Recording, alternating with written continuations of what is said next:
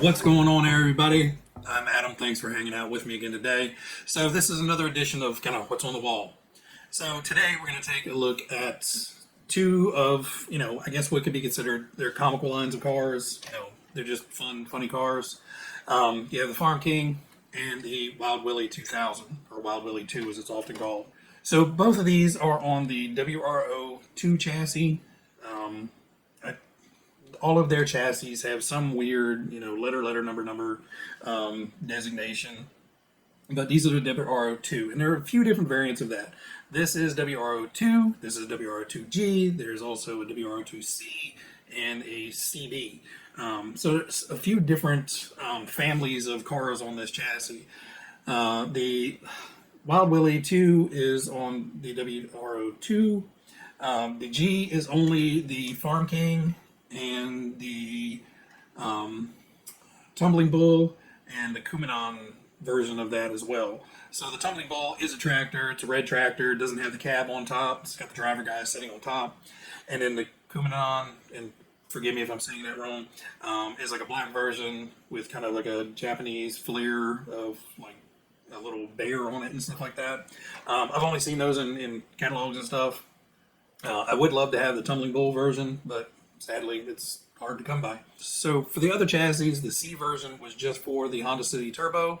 And for the WRO2CB, those are for the comical buggies. So the Comical Grasshopper, the Frog, and the Hornet all run the WRO2CB chassis.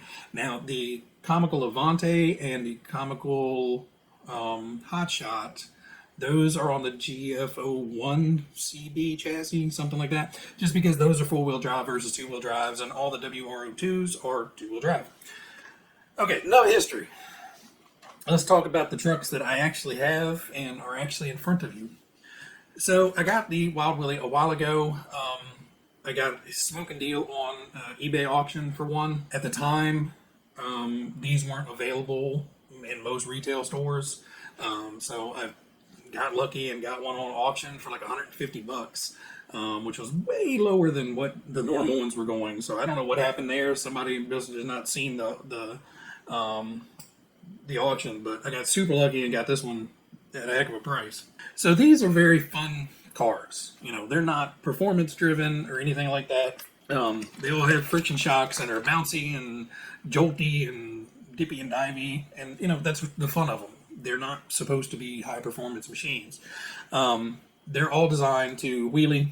The battery sits in the back over kind of from here to here. So most of the weight is in the back. So it just easily wants to pick up the wheels and run on the back tires. It does have the big wheelie bar in the back.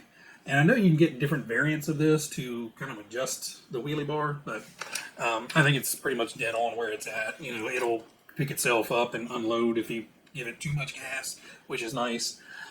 The one thing about the Wild Willy, the chassis go together really, really easily. There's not a whole lot of hard stuff to it, and to be honest with you, they're super simple because if you want, the gearboxes are pre-built for you. Now, I took both of mine apart and put bearings in them. All my kits I build with full bearings. So I actually dismantled the transmission, put the bearings in, and went on with it and put a lot more grease in there than they do. But, they're built fine. They have bushings. They have grease. So there's no really worries about it. Just, I don't like the bushings. So I immediately, first thing I did was tear that apart and replace everything. But on the Wild Willy, you will spend much, much more time on the body and the driver of this guy than you ever will on the build. There's just a lot of painting and assembly and patience involved. The way this body goes together, it goes together in kind of a very specific sequence. So you have to get certain things painted and put in and in place before you get the whole body put together.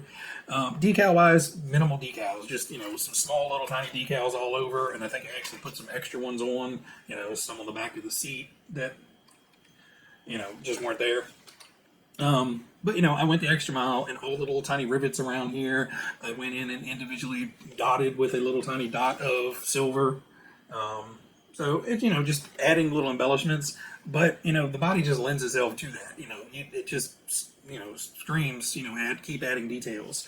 The little winch in the front, has got the little dangly winch lead on the front of it and everything. So it's a if you're a builder and like a really finished kit, this one is great for you. Now I will warn you, once you spend all that time and effort into painting it and getting it looking great, you're going to be leery of driving it. So just letting you know.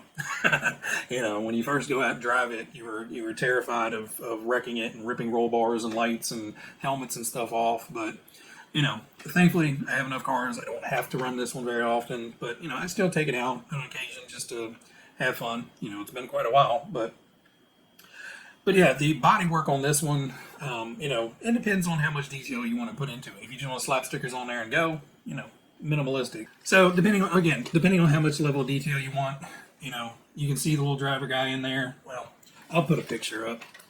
But the little driver guy, he's got really big eyes, and there's a whole lot of paint surface on there, so you can, put a lot of detail in there, and I think it did pretty good on him.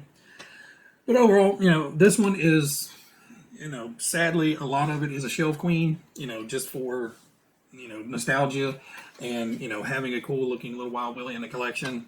It's just, fun for me. So, yeah, overall, cool little buggy. And then we have the Farm King. And to be honest, I did not even know that this existed until I saw it over on Rex's channel. If you're not familiar with Rex, I'll link his channel down below. Go check him out. He has a lot of cool cars and loves to, take the body off of this one and stick it on this one and do this and, make a car that's not supposed to do something, do it. Really interesting guy, and, just love watching his videos. Anyway, he had this on his channel at one point, and I was like, what is that? I want one of those. And then, found out what it was and couldn't find it anywhere. I found it on one website in the United States, and it was about the sketchiest looking website possible. And I was like, no, I like my money more than I like, the truck. So I'll keep my identity myself and, order it when it comes back around. And then thankfully, A-Main Hobbies did get these in stock. And as far as I know, they still have some in stock. So if you guys are interested, I think that's the only place I know that has them in stock. And I'll link down below. Now, word caution, it is an affiliate link. It's not going to cost you anything more. But if you do go there and buy something, the channel gets a teeny tiny little percentage of that. That, A-Main gives to me. So just letting you know. Don't want to have anybody thinking I'm trying to push stuff. But as far as I know, A-Main is the only place that has these. But same, identical kit. The chassis and everything is the same. The biggest difference on this is the tiny front tires and the little bit bigger rear tires that actually have, a spiked chevron tread pattern on there.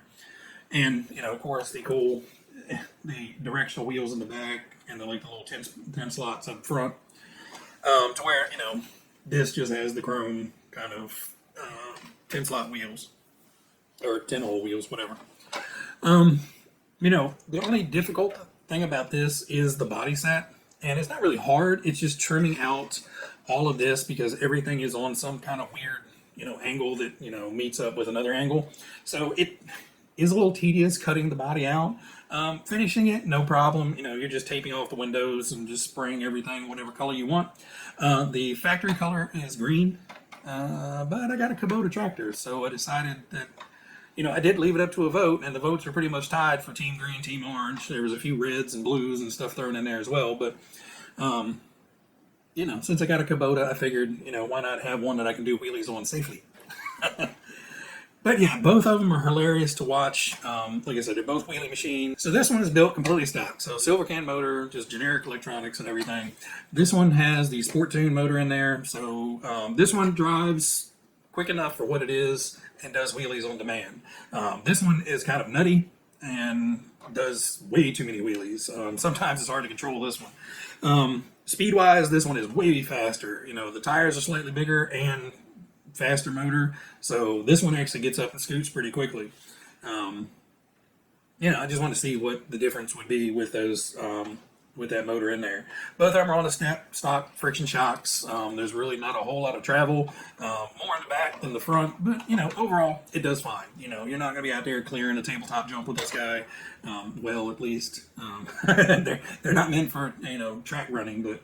And I doubt if they'll ever see my track. But, maybe I'll scoot them around once just to get some lap times out of them later on. I don't know. But that is what is on the wall for today. Just a couple cool, funny, goofy cars to watch bobble around. There's videos on both of these. I'll drop links down below to both of them for their kind of build summary and run videos, so you can see them out running around if you're interested.